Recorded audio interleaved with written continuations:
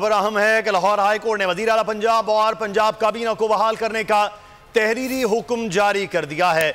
अदालत का तहरीरी फैसला बोल न्यूज को मौसूल हो गया है। अदालत का तहरीरी हुक्म 6 सफ़ात पर मुश्तमिल है। जस्टिस आबिद अजीज शेख पर मुश्तमिल 5 रुकनी लार्जर बेंच ने तहरीरी हुक्म जारी किया। तहरीरी हुक्म में अदालत ने गवर्नर, स्पीकर, हुकूमत पंजाब से जवाब तलब कर लिया। अदालत ने गवर्नर पंजाब और चीफ सेक्रेटरी के नोटिफिकेशंस मुअत्तल कर दिए हैं। तहरीरी फैसले में कहा गया कि अटॉर्नी जनरल और एडवोकेट जनरल अदालत में पेश होकर आईनी और कानूनी नकात पर अदालत की मुआवनत करें। अदालत ने वजीर आला पंजाब की असम्बली न तोड़ने की यकीन दहानी पर उबूरी हुक्म भी सुनाया। तहरीरी फैसले में परवेज इलाही का बयान हल्फी भी लिखा गया है।